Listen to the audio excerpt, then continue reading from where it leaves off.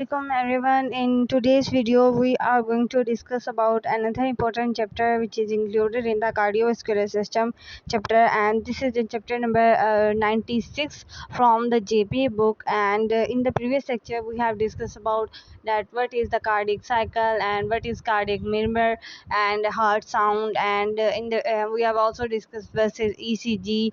Short introduction of heart is also discussed, and we have also discussed about the blood vessels. But now in this lecture we are going to discuss what is arrhythmia.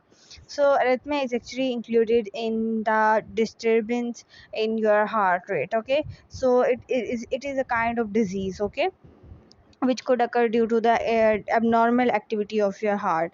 So now before we are going to start our lecture, I request you to please subscribe to my channel, and if you like the videos, please press the bell icon to get the notification of all the videos which I have uploaded, and also share these videos with your friends and with your relatives so that I could make more content for you. And if you want a specific topic on which I made video for you, then you can ask me in the comment section.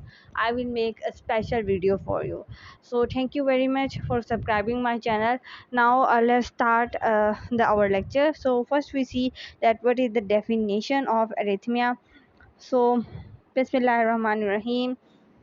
So first we define that arrhythmia is the irregulance or irregularity or a disturbance in the rhythm of your heartbeat.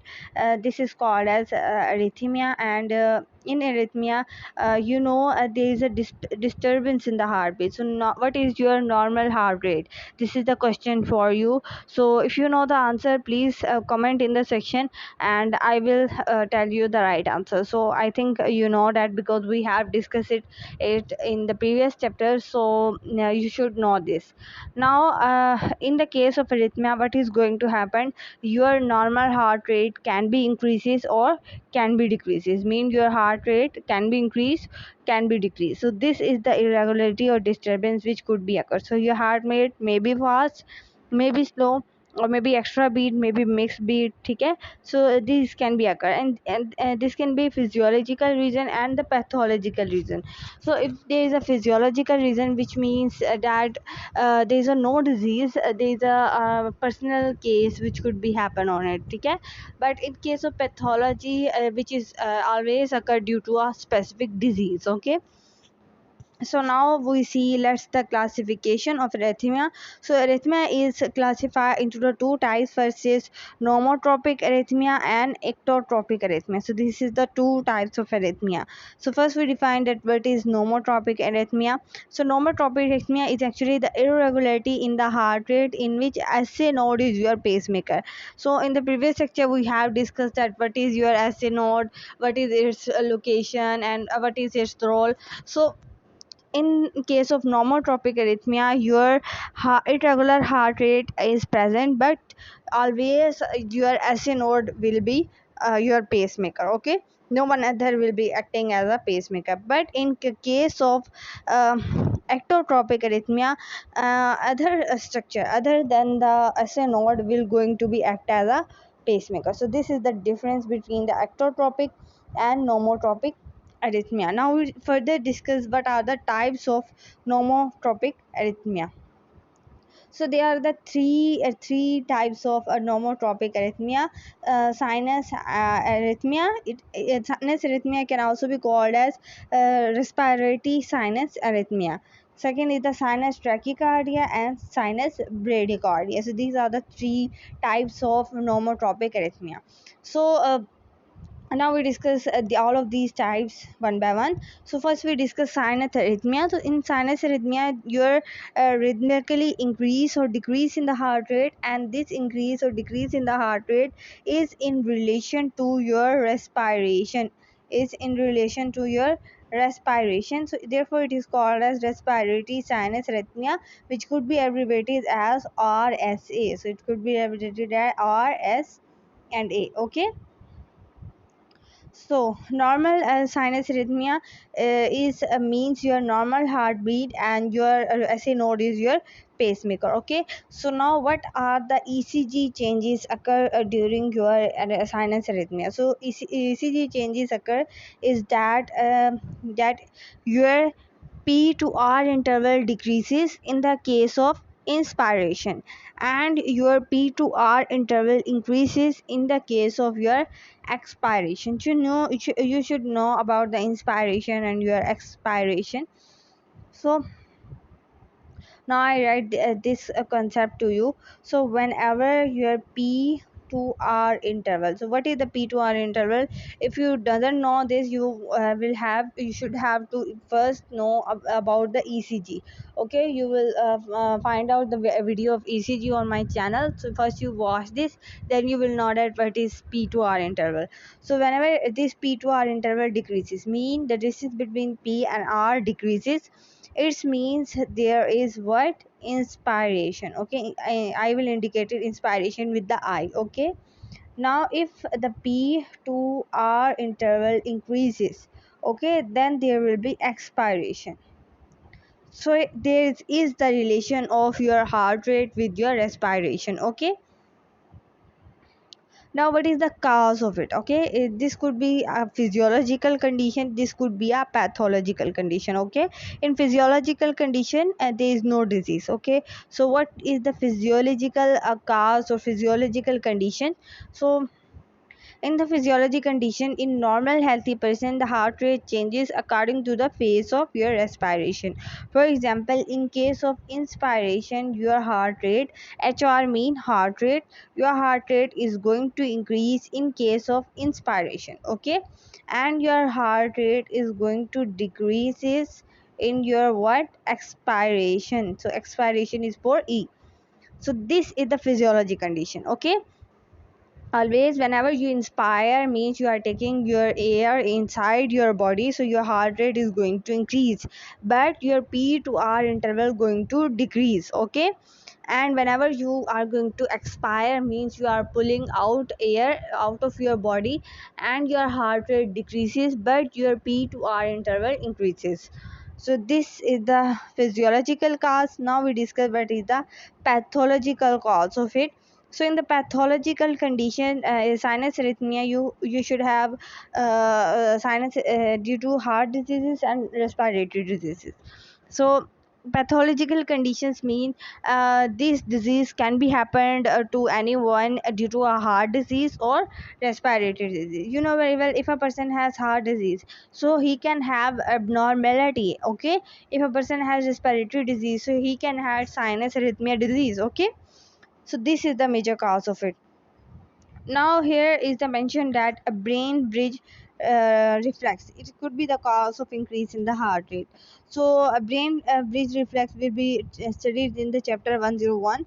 So actually it is a reflex which is going to protect your brain from entering of any unwanted substance. So it is going to protect it from your brain. So your brain doesn't want oxygen and sorry, carbon dioxide and other waste material, so it is going to stop this circulation and don't allow the movage of carbon dioxide and other waste material into your brain. Okay, so now we move on to the second type of your arrhythmia and nomotropic arrhythmia, which is sinus tachycardia. First you have to know what is mean by tachycardia. In my first lecture I have explained the term tachycardia. Okay, the word tachycardia means increase of your heart rate. Okay, so now one thing I have mixed in the previous type, which is ECG change in your sinus arrhythmia. So by this diagram I can explain to you. So if you clearly observe, this is the portion of your inspiration and this is the portion of your expiration. So if you see, there is a visible difference. Okay, here you can see that this is the R interval. Okay, and this is the P interval. So the distance between R to P interval, you can easily observe it. Okay, sorry for the bad things. So in the expiration you can observe the distance already. So there is a great difference. It has small distance, it has large distance. So this is the difference. So I have explained, during the inspiration P to R interval decreases, in expiration it increases. Okay, so this is the difference between that. And during inspiration what is going to happen, your heart rate increases and in expiration your heart rate going to decrease. This difference you should have to know that. Now we move on to the sinus tachycardia. So in sinus tachycardia, what is going to happen? Your SA node is going to produce more and more impulses. Okay, so it is going to produce more and more impulses, and you are facing this situation. Acha, sorry for that, for the misconception. I have missing something here. So to discuss the cause of sinus arrhythmia. So sorry for this. So now we discuss what is the cause of sinus arrhythmia. So always sinus arrhythmia is occurring due to inflection, fluctuation in the discharge of impulse from the SA node. So always there is some disease happening during in the sinus, in the SA node, so therefore this disease is going to happen to you. So now we discuss what things are happening and how the blood heart rate increases during the inspiration and how heart rate decreases during the expiration. So as you can see in this diagram, okay, so this diagram is going to explain you all the whole things. Okay, so first you can see in the inspiration, and you have decreased pressure. Okay, during inspiration the pressure decreases so that the outside air moves in. So lungs volumes increases, structure receptors stimulate vagal impulses, there is the inhibition of vasodilator. Okay, and then your heart rate is going to finally increase. Okay, in expiration your pressure increases, your volume decreases, no stimulation, vagal nerve नहीं आएगी, inhibition of vasodilator जिसकी वजह से आपका decrease होगा heart rate. इसके अलावा venous return यहाँ decrease होगा, यहाँ increase होगा. नो ब्रेन ब्रिज रिफ्लेक्ट, यहाँ ब्रेन ब्रिज रिफ्लेक्ट की वजह से हार्ट रेट आपका इंक्रीज होगा, यहाँ डिक्रीज होगा. ठीक है, सो ये बताया है कि किस तरह इंस्पायरेशन में हार्ट रेट इंक्रीज हो रहा है. ठीक है, तो क्या होता है कि सबसे पहले प्रेशर जो है वो कम होता है इंस्पायरेशन के दौरान और वॉल्यूम ज़्यादा हो जाता है, जिसकी वजह से क्या है, स्ट्रेस रिसेप्टर होते हैं, और इसके साथ साथ वेनस रिटर्न इंक्रीज करने की वजह से ब्रेन ब्रिज रिफ्लेक्स की वजह से हार्ट रेट इंक्रीज होता है, और एक्सपायरेशन में बिल्कुल इसका ऑपोजिट होगा. सो now all the things are going to cover. Now we move on to the second type, which is sinus tachycardia. So sinus tachycardia is increase in the discharge from the SA node, means your SA node is working fastly, so it is going to increase your heart rate. And at what rate is going to heart rate increases from 100 per minute to 150 per minute. Okay, so in such kind of increase is going to happen. And now what is the ECG change during it? So the ECG change is occurred that your R to R interval decreases. Okay, your R to R, not P to R, your R to R interval decreases.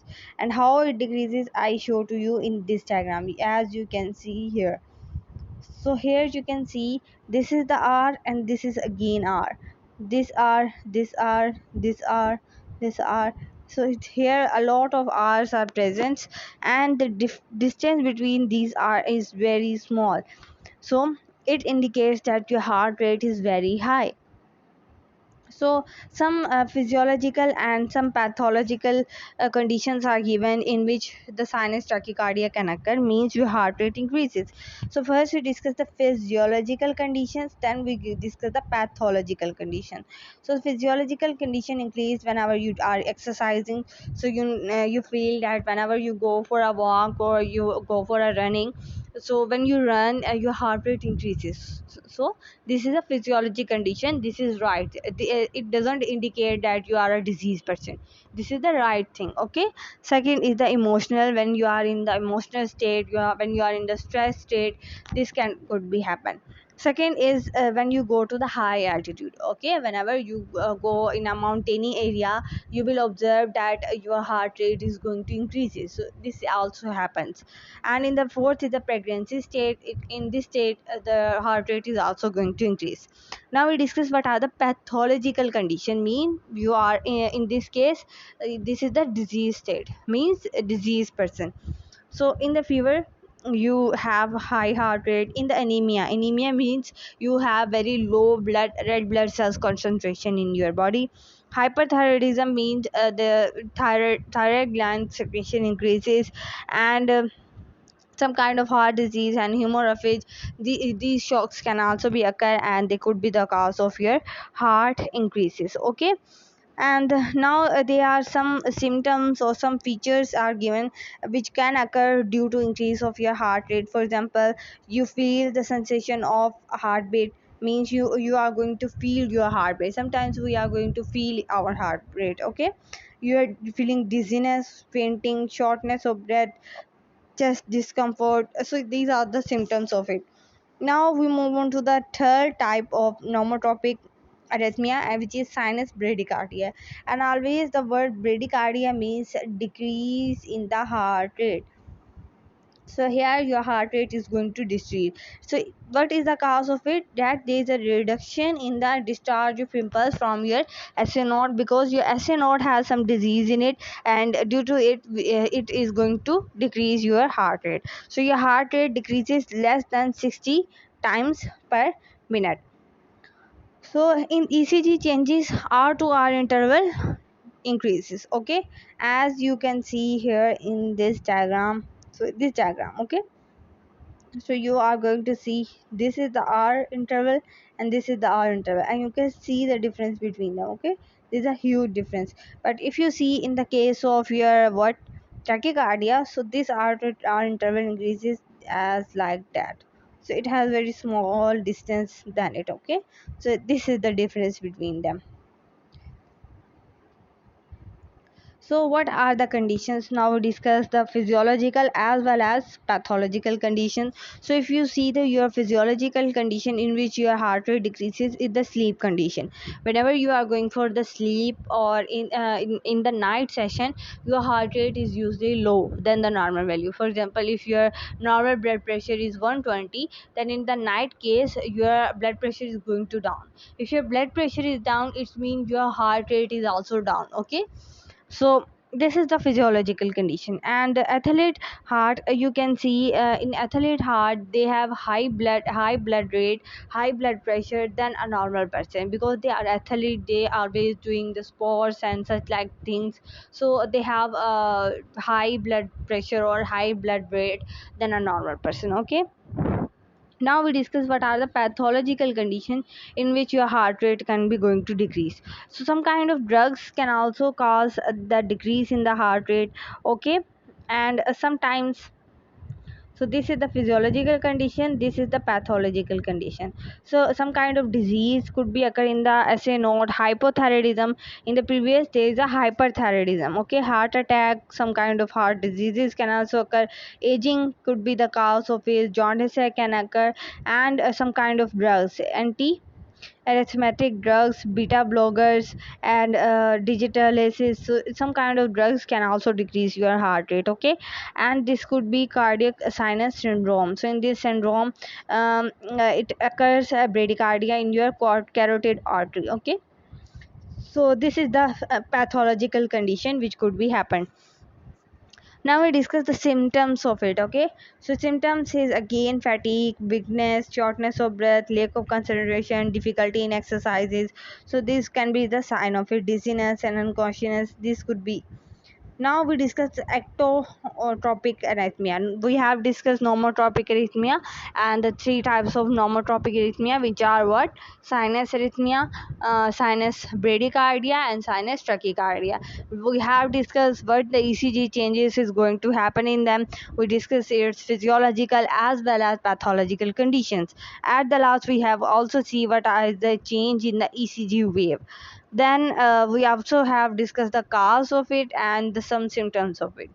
So now we have also see the diagram of ECG. Okay, now we move on to the ectotropic arrhythmia, which is the second type of your arrhythmia. So in this type, your abnormality is due to some else as pacemaker. So in this type of arrhythmia, your SA node is not a pacemaker, some other type of musculature or some other type of structure is going to be your pacemaker. So the impulse produced during this structure, and this is called as ectopic foci. So this ectopic foci is produced by another as pacemaker. Okay, other than SA node. Okay, So now we discuss its types. So ectopic arrhythmia is also divided into the two types. What are these types? First type is homotropic arrhythmia and second type is heterotropic arrhythmia. Okay, so now we discuss them one by one. So homotropic arrhythmia means the impulses for the heart beat arises from any conductive system. So now your any conductive part of your conductive system become your pacemaker. But in the case of heterotropic arrhythmia, impulses from heart beat arises from any musculature other than the conductive system. So now your conductive system is not become your pacemaker. Other than the conductive system could be your pacemaker. So this is the difference between both of these terms. So difference क्या है इसका? तो यहाँ पर आपको क्या क्या हो सकता है हार्ट ब्लॉक इसकी मतलब इसके अंदर इसकी फर्दर टाइप्स आ रही हैं कि हार्ट ब्लॉक का आप इसमें डिस्कस करेंगे। एक्स्ट्रासिस्टोल क्या होता है वो आप डिस्कस करेंगे। Proximal trachea, arterial flutter, arterial fibrillation, ventricular fibrillation. So इसके आगे टाइप्स आ जाती हैं जिनको अब हम आगे डिस्कस करेंगे, ठीक है, वन बाय वन। तो सबसे पहले हमने एक्टोपिक अरिथमिया को देख लिया और उसकी फर्दर दो जो टाइप्स आए होमोट्रोपिक और हेक्टोट्रोपिक, उनको भी डिस्कस कर लिया। अब हम देखते हैं हार्ट ब्लॉक क्या होता है। अच्छा, ये आप कर्व देख सकते हैं, देखें कितना प्यारा उन्होंने एक पूरा फ्लो चार्ट जो है वो आपको बना हुआ दे दिया है, पूरी पक्की पकाई जिसे कहते हैं ना खीर। तो वो भी आप लोगों को इन्होंने जेपी की बुक ने आपको दे दिया। तो यहाँ आप देख सकते हो कि अरिथमिया है, उसकी फर्दर दो टाइप्स, नोमोट्रोपिक और एक्टोट्रोपिक। नोमोट्रोपिक की फर्दर तीन टाइप्स आपको यहाँ लिख के दी हुई हैं। फिर एक्टोट्रोपिक अरिथमिया फर्दर यहाँ पर देखें चेंज करना चाहिए था कि इनको एक्टोट्रोपिक अरिथमिया की दो टाइप्स जो हैं वो बतानी चाहिए थी, जो कि थी होमोट्रोपिक, ठीक है, अरिथमिया और हेटेरोट्रोपिक। बट उन्होंने ये नहीं बताया यहाँ पर, बट आप इसको मेंशन कर देंगे और इसको थर्ड टाइप बना देंगे जिसमें हार्ट ब्लॉक भी आता है, एक्स्ट्रासिस्टोल आता है, प्रोक्सिमल ट्रैकिया और कुछ अदर में आर्टेरियल फ्लटर, फिब्रिलेशन और वेंट्रिकल। फिर आगे इनकी फर्दर टाइप्स आ जाती हैं, तो इनकी जो एक्सप्लेनेशन है वो जाहिर बात है अब हम आगे पढ़ने वाले हैं तो वो हम फिर देखेंगे, ठीक है। तो हम चलते हैं जी, पहला हमारा जो हार्ट ब्लॉक का चैप्टर था तो हम उस पर चलते हैं। हार्ट ब्लॉक जब हम लोग कवर कर लेंगे उसके बाद हम लोगों ने देखना है ये हार्ट ब्लॉक की ना टाइप्स हैं, ठीक है। तो परेशान नहीं होना बिल्कुल। और फिर उसके बाद एक्स्ट्रासिस्टोल के बारे में हमने जाना है। एक्स्ट्रासिस्टोल के कुछ टाइप्स हैं, बहुत ईजी हैं, ठीक है। फिर प्रोक्सिमल ट्रैकिया क्या होता है वो हम लोग देखेंगे। आर्टेरियल फ्लटर क्या होता है, आर्टेरियल फिब्रिलेशन, ये चीज़ जो है वो बहुत ज़्यादा इंपॉर्टेंट आ जाती है, ये वाली और ये वाली, ठीक है ना। उसके बाद हम एबनॉर्मेलिटी के केसेस देखेंगे, ये इतना मतलब अहम नहीं है। फिर आर्टिफिशियल पेसमेकर क्या होता है तो ये भी बहुत इंपॉर्टेंट है। तो उसके बाद हमारा चैप्टर जो है वो एंड हो जाएगा, ठीक है। सो अगर वीडियो लंबी हो जाए तो please sorry for it, but आप लोगों ने वीडियो छोड़ के नहीं जाना है, ठीक है। तो मैं चाह रही हूँ कि एक ही वीडियो में आपको सारा कवर कर दूँ। अगर मैं चाहूँ तो पार्ट्स भी बना सकती हूँ, बट आई वांट कि एक ही वीडियो में सब कवर हो जाए, ठीक है। सो let's start. So heart block क्या है कि the blockage of impulses generation by your SC node in the conductive system. So now your heart is going to block, okay, there is a stoppage in it. So sometimes this could be happen, so it is also a disease case. So I explained to you that in this chapter we are going to discuss the disease case which could be happen. So now we are going to discuss some types of your heart block, okay. So your heart block is as the result of your ectopic arrhythmia, okay. It is not due to your nomotropic arrhythmia, it is due to your ectopic arrhythmia. Or now we discuss its types, okay. First is the sinoarterial block and second is the arterioventricular block, okay. It could be abbreviated as SA block, इसको हम ऐसे लिख सकते हैं SA और आगे आप block लिख देंगे, ठीक है। इसको हम लोग ऐसे लिख सकते हैं AV और आगे आप लिख देंगे ब्लॉक, ठीक है। सो अब हम लोग देखते हैं एक एक दफ़ा जो है इन सब ब्लॉक्स को आप डिस्कस करते हैं। तो सबसे पहले है साइनो आर्टेरियल ब्लॉक, ओके। सो इसको हम दूसरा नाम देते हैं AV नोडल रिदम। तो हमने ये नाम इसको क्यों दिया है तो मैं आपको ये चीज़ ही बताती हूँ, ठीक है।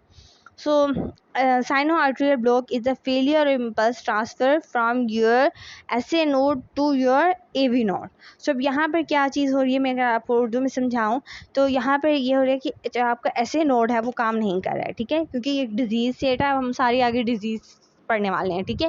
ये किसी भी पर्सन है उसके अंदर अब SA नोड काम करना छोड़ गया है, अब इम्पल्सिस वहाँ से प्रोड्यूस नहीं हो रही हैं, तो SA नोड से अब AV नोड तक इम्पल्सिस का ट्रांसफ़र नहीं हो रहा है, तो अब उसके अंदर क्या होगा, ठीक है। ये कौन सी डिजीज़ है, तो इसको हम कहते हैं साइनो आर्टेरियल ब्लॉक, कि वो इम्पल्स का ट्रांसफ़र ही नहीं हो रहा है। तो यहाँ पर आपका पेसमेकर फिर अब कौन होगा, यहाँ पर आपका पेसमेकर आपका AV नोड बन जाता है, ठीक है। AV node takes over the pacemaker function. So अब AV नोड पेसमेकर बन जाएगा और AV नोड की रिदम बन जाएगी, इस वजह से हम इसको कहते हैं AV नोडल रिदम। बट ये चीज़ आपने याद रखनी है कि जो AV नोड जो SA नोड है उसकी जो रिदम है उससे कम रिदम होगी AV नोड की। जैसे SA नोड की जो रिदम है वो 70 to 80 टाइम्स पर मिनट होती है, ठीक है। बट जब आप AV नोड की बात करते हैं तो इसकी इससे कम होगी, जारी बात है, इसकी 70 to 60 या 60 to आई थिंक 50 तक की है, तो इस तरह से डिक्रीज़ हो जाता है, ठीक है। नाउ हम लोग आगे चलते हैं। अच्छा, आगे हम लोगों ने देखना है इसकी, अच्छा 40 to 60 है, ठीक है ना, मैं सही कह रही थी कि 62 आगे 50 या 40 तक है, तो यहाँ 40 तक है, ठीक है। नाउ अब हम लोग देखते हैं कुछ इसकी काजेस कि क्यों ऐसा हो रहा है, ठीक है, क्यों ब्लॉक हो रहा है, क्यों आपका ऐसे नोड से, देखें ये ऐसे नोड था यहाँ पर, क्यों ऐसे नोड से ट्रांसमिशन नहीं हो रही है AV नोड में। सो आखिर कुछ ऐसा चीज़ है जो इन दोनों के दरमियान में था और अब वो जो है नहीं हो पा रहा है, ठीक है। सो अब हम लोग देखते हैं कि क्या चीज़ थी जो इनके दरमियान थी। इनके दरमियान में इंटरनोडल फाइबर्स थे। क्या थे इनके दरमियान में, क्या था, मैं आपको बना के दिखा देती हूँ कि किस तरह के इंटरनोडल फाइबर्स थे। तो इनके दरमियान में कुछ इस तरह के इंटरनोडल फाइबर्स थे जिनका काम क्या था कि उन्होंने इम्पल्स को भेजना था। बट अब क्या हुआ कि इन्हीं में ही कोई डिफेक्ट आ गया। ये इंटरनोडल फाइबर्स हैं, ठीक है, ये इंटरनोडल फाइबर्स हैं और इन्हीं में ही क्या आ गया, कोई किसी किस्म का डिफेक्ट आ गया है, तो नहीं ट्रांसफ़र होगा, ठीक है। और जिसकी वजह से आपका ऐसे नोड ही क्या बन जाएगा, आपका पेसमेकर बन जाएगा और आपका हार्ट बीट की जो रेट है वो पहले से कम हो जाएगा, ठीक है। अब नेक्स्ट जो टाइप आती है वो है AV वेंट्रिकुलर ब्लॉक।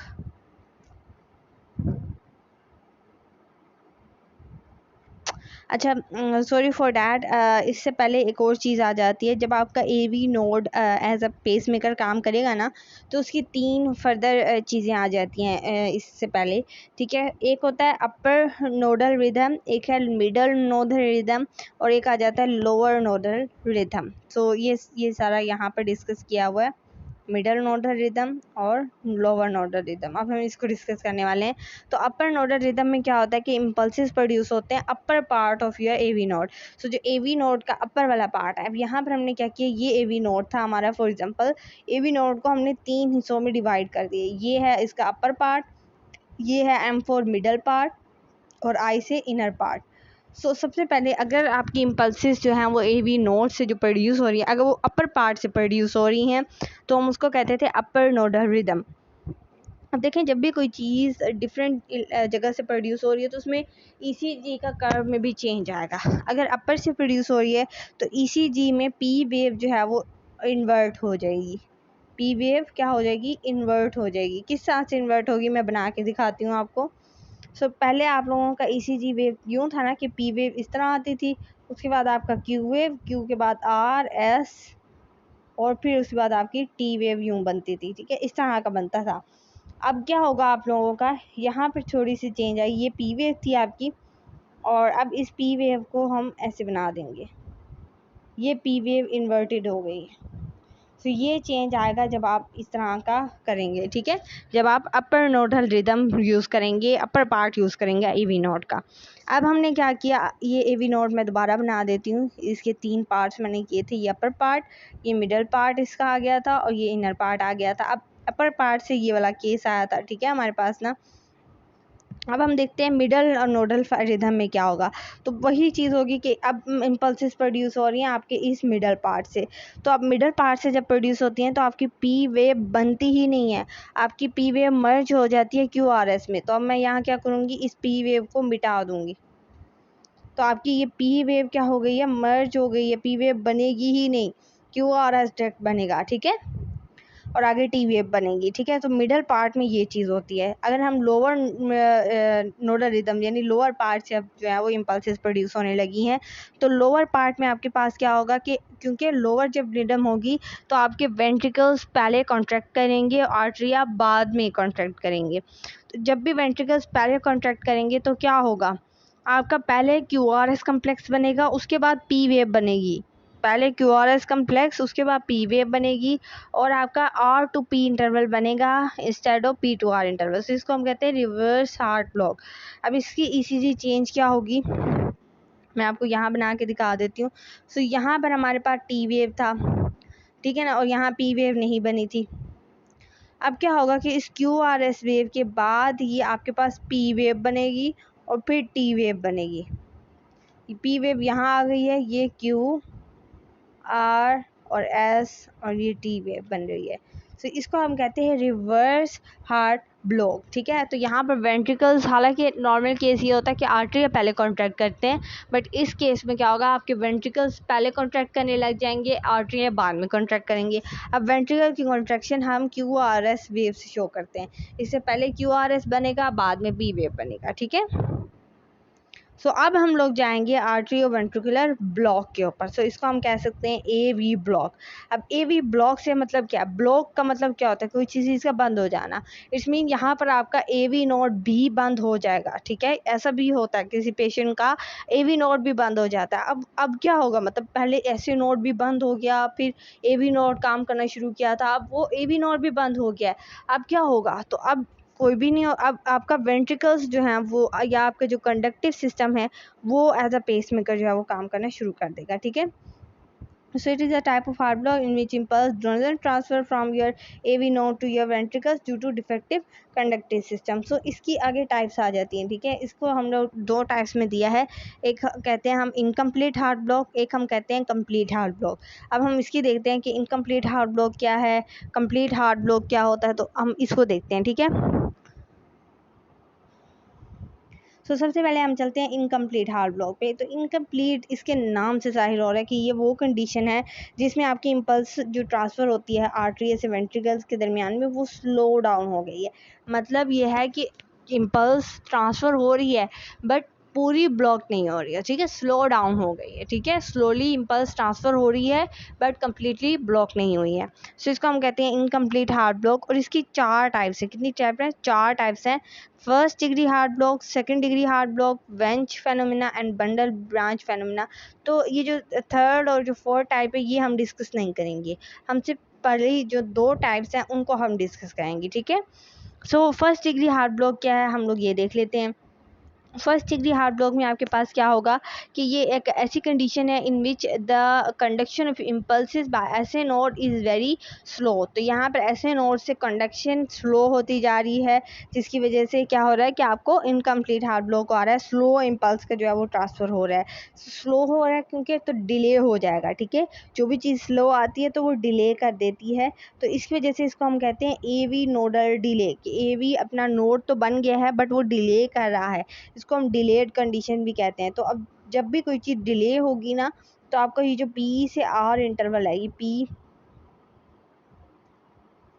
पी से आर इंटरवल होगा ना ये बढ़ जाएगा, ठीक है। पी से आर इंटरवल का फासला बढ़ जाएगा, मोर देन 0.2 सेकेंड हो जाएगा। पहले वो कितना था, 0.1 सेकेंड का था, अब वो 0.2 सेकेंड तक का हो गया, इतना ज़्यादा प्रोलॉन्ग हो गया। काज इसकी क्या होगी, कोई आपका फीवर हो सकता है, कोई ड्रग की वजह से ये वाली कंडीशन जो है वो हो सकती है। ये था आपका फर्स्ट डिग्री हार्ट ब्लॉक, ठीक है। ना अब हम लोग चलते हैं सेकंड डिग्री हार्ट ब्लॉक के ऊपर। और सेकंड डिग्री हार्ट ब्लॉक के अंदर आपके पास क्या चीज़ें आएंगी, सेकंड डिग्री हार्ट ब्लॉक के अंदर ये एक ऐसा हार्ट ब्लॉक है in which impulses produced by your S A node fail to reach your ventricles. So जो impulses S A node A V node से जो प्रोड्यूस हो रही हैं आपकी इम्पल्सिस, वो आपके वेंट्रिकल्स तक पहुँचेंगी ही नहीं। तो इसको हम पार्शियल हार्ट ब्लॉक भी कहते हैं, मतलब आधा जो है वो आपका हार्ट ब्लॉक हो रहा है।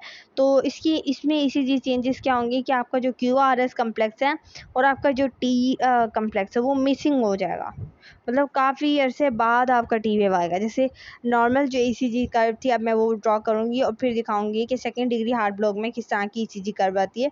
तो नॉर्मल में क्या हो रहा होता है, इस तरह होता है पी वेव, फिर Q R S T wave, इस तरह जाता था। ये नॉर्मल ईसीजी कर्व है। अब मैं बनाने लगी हूँ कि जिसको सेकेंड डिग्री हार्ट ब्लॉक होता है उसकी ईसीजी कैसे आएगी। तो उसकी ईसीजी में ये चीज़ हो रही होगी, पी वेव बनेगा, उसके बाद काफ़ी देर फिर एक क्यू आर एस बन जाएगा, फिर काफ़ी देर फिर एक टी वेव बन जाएगा, फिर आगे जाके मतलब इस तरह बहुत ज़्यादा डिलेड हो जाएगा काम। सो इसलिए हम इसको कहते हैं हम पार्शियल हार्ट ब्लॉक के, यानी आपका आधा जो है वो हार्ट ब्लॉक हो चुका है। सो थर्ड जो आ जाता है वो आ जाता है कंप्लीट हार्ट ब्लॉक। ये कंप्लीट हार्ट ब्लॉक, और इसको हम थर्ड डिग्री हार्ट ब्लॉक भी कहते हैं। सो यहाँ पर क्या चीज़ हो रही होती है, complete heart block is the condition in which impulse produce by सिनोड can not reach. अब यहाँ पर पहुँच ही नहीं रहा है, वहाँ पर हमने कहा था रीच कर जाते हैं, बट क्या बहुत स्लो हैं, ठीक है। यहाँ पर वो पहुँच ही रहा है, बिल्कुल ब्लॉक हो चुका है रास्ता यहाँ का, अब पहुँचेगा ही नहीं। तो इसको हम कहते हैं कंप्लीट आर्टरी वेंट्रिकुलर ब्लॉक, या हम थर्ड डिग्री हार्ट ब्लॉक भी कह देते हैं। तो अब इसकी काजेज़ क्या होती हैं, ठीक है, किसकी वजह से काज हो सकता है, कोई डिजीज़ हो सकती है आपको किसी एवी नोड की, या कंडक्टिव सिस्टम में कोई डिफेक्ट आ सकता है, तो उसकी ये डिजीज़ेस आ जाती हैं, ठीक है। सो अब हम लोग देखते हैं कुछ ब्लॉक्स के नाम यहाँ पर हमें दिया हुआ है, जैसे एवी नोडल ब्लॉक, इंफ्रानोडल ब्लॉक। तो ये किस तरह के ब्लॉक्स हैं हम लोग ये देख लेते हैं।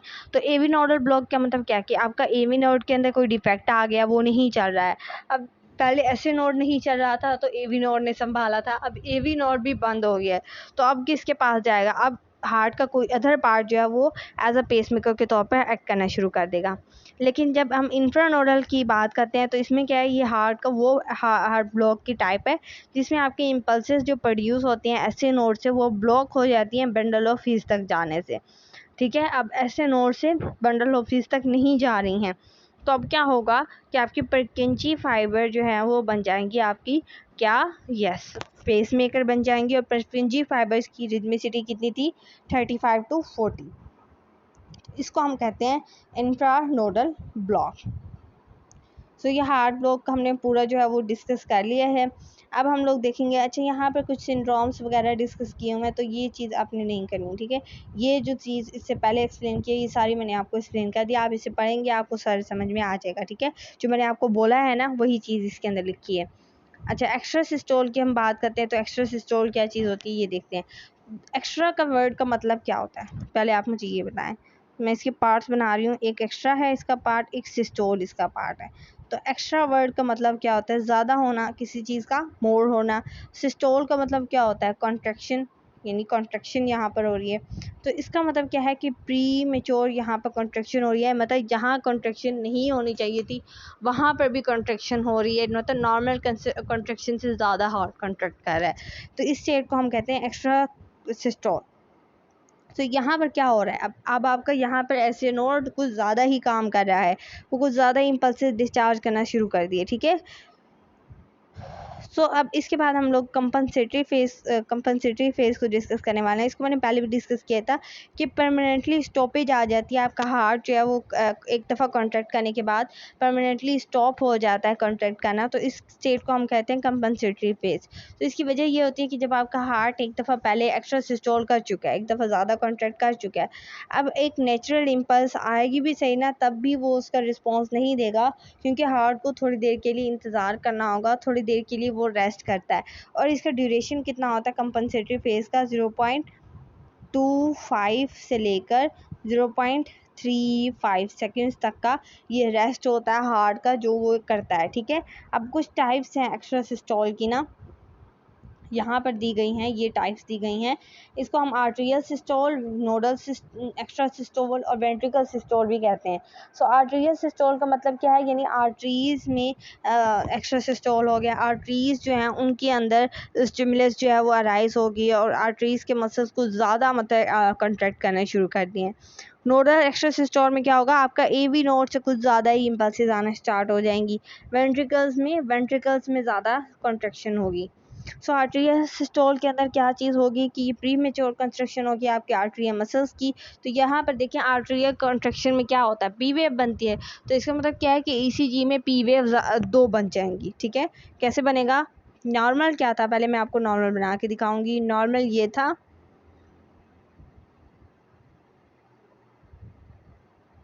ये था नॉर्मल। अब मैं आपको बना के दिखाऊंगी वो जो कि एक्स्ट्रा सिस्टोल वाले डिजीज पर्सन की होगी।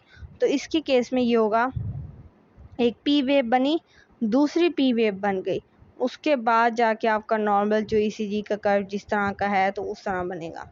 तो ये चीज़ आ जाती है डिजीज पर्सन के केस में कि 2 यहाँ पर पी वेव बन गई हैं, तो ये एक्स्ट्रा सिस्टोल की निशानी आ जाती है। सो नोडल एक्स्ट्रा सिस्टोल में क्या होगा कि आपका इम्पल्स आ रही है एवी नोड से, तो यहाँ पर क्या होगा कि आपकी पी वेव बनेगी ही नहीं, क्योंकि पी वेव तो आर्टेरियल कॉन्ट्रैक्शन को शो कर रही थी, बट यहाँ आर्टेरियल कॉन्ट्रैक्ट ही नहीं कर रहे, तो पी वेव यहाँ पर आपकी बनेगी ही नहीं। यहाँ पर आपकी डायरेक्ट क्यू आर एस जो है वो वेव बनेगी, मतलब इस तरह से। तो पी वेव है ही नहीं, सिरे से ही नहीं है। ठीक है, वेंट्रिकल सिस्टोल में क्या होगा, वेंट्रिकल सिस्टोल में बिल्कुल वही केस आ जाएगा कि extra Q R S wave जो है वो आ जाती है टी वेव के बाद ही, और टी वेव इंटरटेड होती है और क्यू आर एस प्रोलॉन्ग्ड होता है। तो अब मैं पहले बनाती हूँ नॉर्मल और फिर आपको दिखाती हूँ। सॉरी, सो नॉर्मल हमारी क्या थी, ये थी जो मैं अब आप लोगों के लिए बना रही हूँ, ये थी नॉर्मल। ठीक है, अब मैं बना रही हूँ जिस पर्सन को वेंट्रिकुलर एक्स्ट्रा सिस्टोल होगा, तो उसमें पी वेव होगी ही नहीं। ठीक है, उसके बाद इसकी क्यू आर एस वेव ज़्यादा प्रोलॉन्ग्ड होगी, मतलब क्यू आर एस वेव का इस तरह से कर, अच्छा ये थोड़ा सा बैंड डाउन जाना था और फिर ऊपर जाना था। ठीक है, ये मेरे से गलती हो गई है। अच्छा, क्यू आर एस वेव इस तरह से आ गई, और आपका जो टी वेव जिसने इस तरह से बनना था वो इस तरह नहीं बनेगा, वो इस तरह नहीं बनेगा। वो किस तरह बनेगा, वो इस तरह इन्वर्टेड बनेगा, और फिर उसके बाद दोबारा आपकी एक और क्यू आर एस वेव बन जाएगी। ठीक है, सो यहाँ पर देख सकते हो क्यू आर एस वेव का कितना फासला है और यहाँ पर कितना कम फासला मैंने बनाया है। सो इससे आप लोगों को पता लग जाता है कि आपको वेंट्रिकल सिस्टोल की डिजीज़ है। ठीक है, ये वाला कंडीशन जो है वो आपका हार्ट इसको फेस कर रहा है। सो अब क्यों ये एक्स्ट्रा सिस्टोल की क्यों अकर हो रही है, इसकी कंडीशंस क्या हैं, ये क्यों हो रहा है आपको। सो एक्स्ट्रा सिस्टोल ये एक ऑर्गेनिक डिजीज़ है आपकी हार्ट की। कुछ भी हो सकता है, मतलब इमोशंस, कभी कभी आप स्ट्रेस के केस में होते हैं, कॉफ़ी या अल्कोहल कंजेस्ट करने की वजह से भी ये होता है, इसके बाद ज़्यादा स्मोकिंग करने की वजह से, हाइपरथायराइडिज्म की वजह से। सो इस तरह के केसेस में ये एक्स्ट्रा सिस्टोल की कंडीशन से आपको गुजरना पड़ सकता है। ठीक है, सो हम लोगों ने एक्स्ट्रा सिस्टोल को भी देख लिया। अब हम देखेंगे आगे आर्टेरियल फ्लटर, आर्टेरियल फिब्रिलेशन, तो उसको हम लोग देखेंगे। प्रोक्सिमल ट्रकिया को हम बाद में देखते हैं। ठीक है, सो इसको हम पहले बाद में देखेंगे, पहले हम आर्टेरियल फ्लटर को देख लेते हैं क्योंकि ये ज़्यादा इंपॉर्टेंट है। तो आर्टेरियल फ्लटर की अगर हम बात करें ना, तो आर्ट्रिया मतलब क्या है कि कोई भी चीज़ रिलेटेड है आर्ट्रिया के अंदर। ठीक है, फ्लटर का मतलब ये होता है कि रैपिड आर्ट्रियल कंट्रक्शन हो जाना काज बाय एक्टोपिक फोकाई। तो बहुत ज़्यादा आर्ट्रिया की जो है रैपिड कंट्रक्शन हो जाना, उसको हम लोग आर्ट्रियल फ्लटर कहते हैं। सो यहाँ पर क्या हो रहा है कि आर्टरी के मस्कुलेचर ही इन्वॉल्व हैं इस चीज़ के अंदर, तो पी वेव यहाँ पर जो है वो प्रेजेंट होती है। सो नॉर्मल जो आर्टेरियल रेट है वो 250 से 350 हो जाता है, बट यहाँ पर जो है वो 230 टू 450 जो है आर्टेरियल फ्लटर की एक सेकेंड के अंदर, जो यहाँ पर रेशो जो होती है ना during arterial Flutter second degree heart block क्या ना कर। तो यहाँ पर सेकेंड डिग्री जो है वो हार्ट ब्लॉक अकर हो सकता है। Ratio between the arterial and ventricular beat is 2:3 और 3:1। तो इसका मतलब क्या है कि आपका जो आर्टेरियल कम्प्लेक्स है वो 2:1 हो सकता है।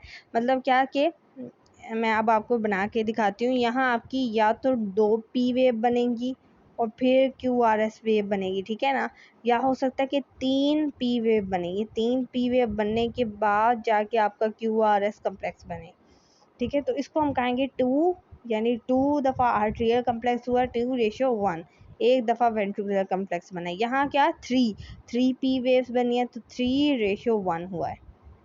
ठीक है, सो इस तरह से ये चीज़ हो सकती है। ये सारी चीज़ यहाँ पर लिखी हुई है। ठीक है, ये इन लाइंस को आप लोग पढ़ेंगे तो यही चीज़ जो है वो लिखी हुई है। ठीक है, उसके बाद हम लोग चलते हैं सिम्टम्स क्या होता है। तो यहाँ पर इस वाले पैराग्राफ के अंदर सिम्टम्स जो हैं वो लिखे हुए हैं। सो सिम्टम्स ये हैं कि सीवी डिजीज़ हो सकती है, कोई भी हार्ट की डिजीज़, हाइपरटेंशन आपको हो सकता है, कॉर्नरी आर्टरी डिजीज़, वही जितनी भी हार्ट की डिजीज़ जो हार्ट से रिलेटेड हैं वो हो सकती हैं आपको, ठीक है। अब हम देखते हैं आर्टेरियल फिब्रिलेशन क्या होता है। एक पढ़ा है हमने फ्लटर, एक है फिब्रिलेशन, तो वो क्या चीज़ है हम लोग ये देख लेते हैं। सो आर्टेरियल फिब्रिलेशन भी एक एरिथमिया की काज है जिसमें रैपिड और रेगुलर आर्टेरियल की फ्लक्चुएशन होगी, बट रेट आर्टेरियल फ्लटर से भी ज़्यादा है। यानी आर्टेरियल फ्लटर में कितना रेट था, 230 से लेकर आई थिंक 250 तक का था, बट यहाँ क्या है, यहाँ 300 से 400 तक इतना ज़्यादा हाई रेट हो गया है, ठीक है। तो ये उससे भी ज़्यादा हो जाता है, तो यहाँ पर पी वेव आपकी बनती ही नहीं है। वहाँ पर मैंने आपको कहा था या 2 पी वेव बन जाएंगी या 3 पी वेव बन जाएंगी। यहाँ इतना ज़्यादा आर्टरी की कॉन्ट्रैक्शन होती है कि पी वेव को बनना ही नहीं पड़ता, ठीक है। सो पी वेव बनेगी ही नहीं। किस तरह से बनेगा, अचानक आपका क्यू आर एस वेव बन के टी वेव बन के और हार्ट इस तरह हो जाएगा। तो यहाँ पर आपकी चाहे जितना मर्जी कर लो क्यू आर एस वेव बनेगी, बस पी वेव होगी ही नहीं, ठीक है। अच्छा, इसकी जो काजेस या आप सिम्टम्स कह सकते हैं, तो कोई हार्ट डिजीज़ हो सकती है, कोई और कॉम्प्लिकेशंस हो सकते हैं, ब्लड क्लॉट या ब्लॉकेज हो सकती है, उसकी वजह से ये सारी चीज़ें होती हैं। अच्छा, वेंट्रिकुलर फिब्रिलेशन की बात करें तो यहाँ वेंट्रिकल ज़्यादा कॉन्ट्रैक्ट करेंगे और वेंट्रिकल्स की कॉन्ट्रैक्शन उससे भी ज़्यादा होगी और इनका रेट होगा 400 से 500 पर मिनट, ठीक है। और इसकी अगर हम सिम्टम्स की बात करें तो यहाँ पर आपको कोई शॉक हो सकता है, एसिचिमा हो सकता है, एनेस्थीसिया की वजह से आपको ट्रॉमा कोई हो सकता है, कोई डिस्टर्बेंस आपके हार्ट में आ जाती है, लेकिन और ये इतना ख़तरनाक है, ये आपको डेथ तक भी लेके जा सकता है। तो यहाँ पर क्या होगा कि आपके QRS वेव जो है वो ज़्यादा से ज़्यादा बनना शुरू हो जाएंगी। अच्छा, अब उसके बाद हम लोग चलते हैं आर्टिफिशियल पेसमेकर के ऊपर। सो आर्टिफिशियल पेसमेकर क्या है, यानी आपका सब कुछ बंद हो गया, अब आपने आर्टिफिशियली कोई भी पेसमेकर या कोई भी इलेक्ट्रॉनिक डिवाइस आपने हार्ट बीट अपना करवाने के लिए कोई भी एक इलेक्ट्रॉनिक डिवाइस आपने लगाई है। सो हम लोग नॉर्मली जो है वो लिथियम बैटरी को यूज़ करते हैं इस चीज़ के लिए, ठीक है। लिथियम बैटरी, ये लिथियम बैटरी हो गई।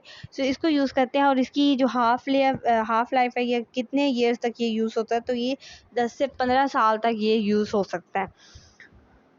सो इस डिवाइस को रेगुलेट करके इस बैटरी को लगा के हम लोग कर सकते हैं। Outer casing is made up of titanium. So इस लिथियम बैटरी की जो आउटर केसिंग आती है ना, तो वो किसकी बनी हुई होती है, वो टाइटेनियम की बनी होती है। यहाँ चीज़ ये लिखी हुई है, ठीक है।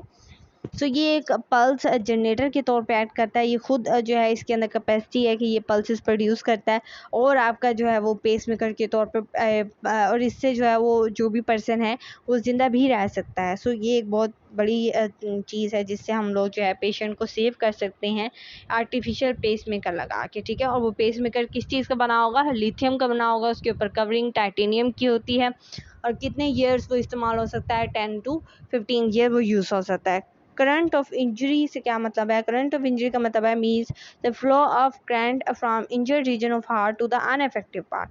तो एक जो इफेक्टिव या इंजर्ड पार्ट है हार्ट का, उससे इम्पल्स का जाना अनइफेक्टिव हार्ट में, उसको हम कहते हैं current injury. So when the ischaemia occur in the part of ventricular muscular due to coronary indication, ventricles become depolarized and completely depolarized हो सका। So the flow of current from effective and depolarized part to the ineffective part, this is called as current of injury।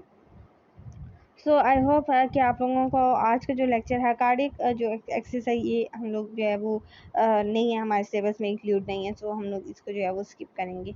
So I hope that you will understand now. अब आप इस flow chart को भी देख सकते हैं। Heart blow की 2 types यहाँ पर आ गई थी, एक्स्ट्रा सिस्टोल की में atrial, AV node, ventricular extra systole, सारे मैंने एक्स्ट्रा सिस्टोल जो है वो आपको पढ़ाए हैं। ऐसे नोडल ब्लॉक के आगे कितनी चीज़ें आती हैं, एवी नोडल ब्लॉक के आगे कितनी चीज़ें आती हैं, मैंने आपको बताई हैं कि जो एवी नोड है वो आगे इनकम्प्लीट और कंप्लीट हार्ट ब्लॉक में डिवाइड है। First degree heart block, second degree heart block, उसके बाद थर्ड डिग्री हार्ट ब्लॉक और उसमें फिर एवी नोड इंफ्रानोडल ब्लॉक बताया था।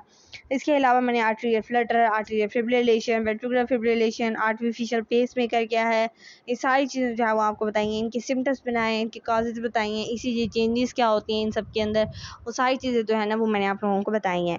अब मैं एक इसी फ्लो चार्ट को दिखा के आप लोगों को सारी चीज़ें जो है वो रिवाइज करवाने वाली लगी हूँ। सो एरिथमा क्या था कि डिस्टर्बेंस या इरेगुलरिटी होना आपके किसी भी हार्ट बीट के अंदर, हार्ट रेट के अंदर, तो उसे हम इरिथमिया कह रहे थे।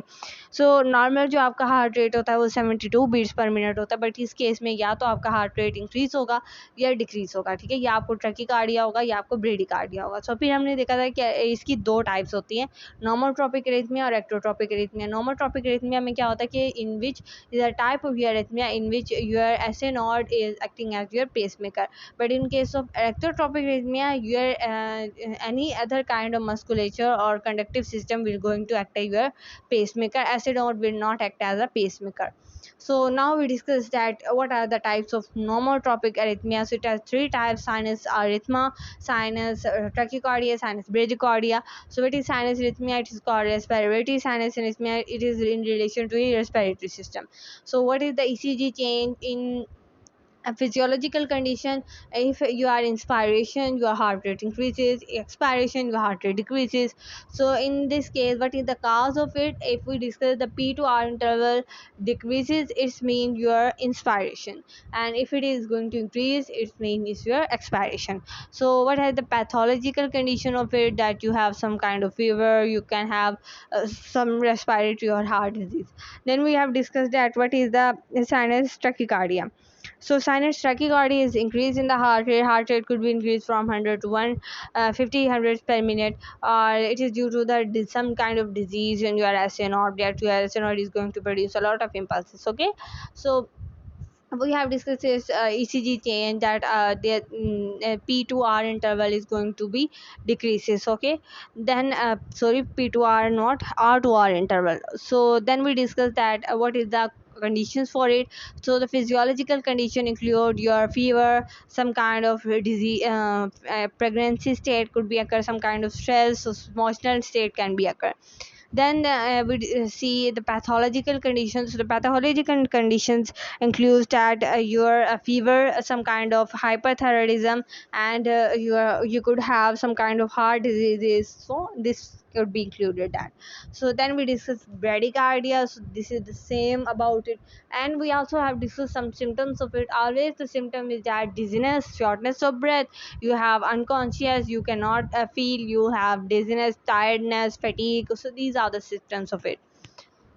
Then we discuss ectopic arrhythmia. So in the ectopic arrhythmia, there is again two type: homotropic arrhythmia and heterotropic arrhythmia. So homotropic means your musculature and your pacemaker is any part from your conductive system, but in heterotropic, other than the conductive part is going to act your pacemaker.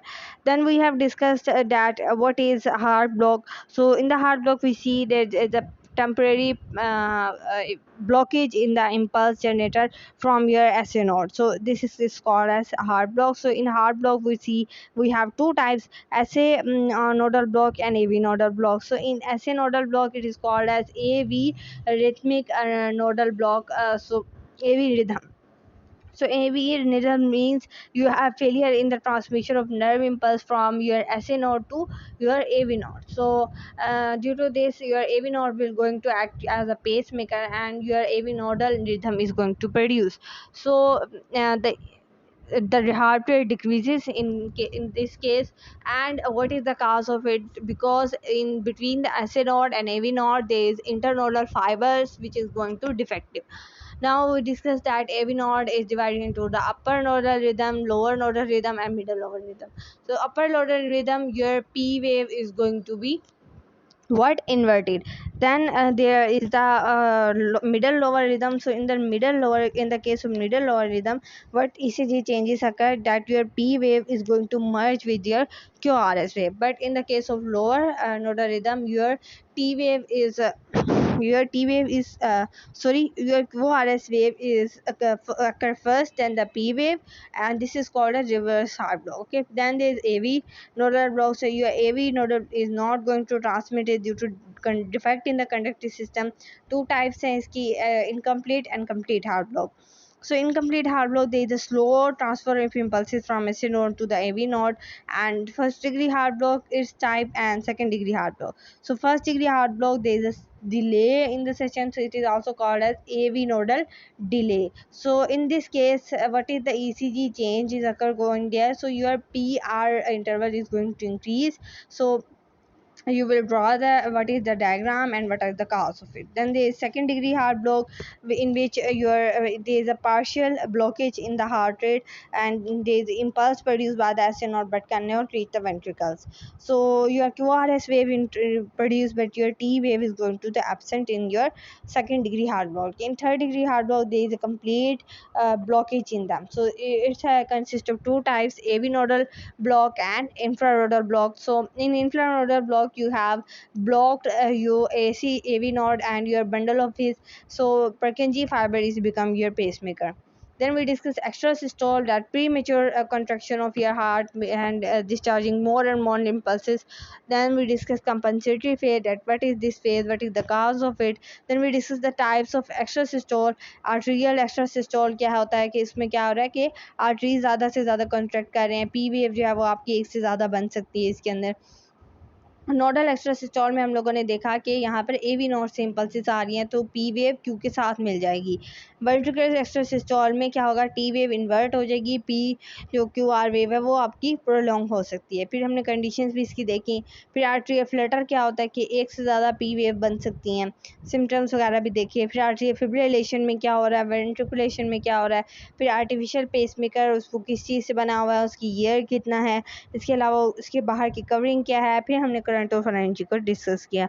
सो मैंने एक दफ़ा दोबारा सारा chapter भी revise कर दिया। सो I hope कि आप लोगों को सब कुछ याद हो गया होगा।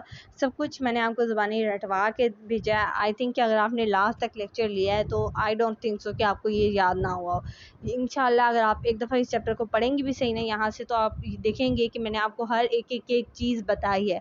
ठीक है, अगर आपने गौर से सुना होगा तो आपको सब कुछ आ रहा होगा। ठीक है, सो आई होप कि आप लोगों ने इसको गौर से सुना हो। और अगर आपने फिर भी अगर नहीं सुना है पा रहे हैं तो इस लेक्चर को दोबारा देख लें, आपको सारा कुछ समझ में आ जाएगा। ठीक है, सो आई होप कि आप लोगों ने इस लेक्चर को एंजॉय किया हुआ होगा। मैंने बहुत आराम से और बहुत स्मूथ तरीके से पढ़ाया है। और if you have some question about this topic then you will ask to me in the comment section, I will give answer to you. So thank you so much for watching this video and मिलेंगे next lecture में। तब तक के लिए अल्लाह हाफिज़। अपनी दुआओं में ज़रूर याद रखिएगा। अल्लाह हाफिज़।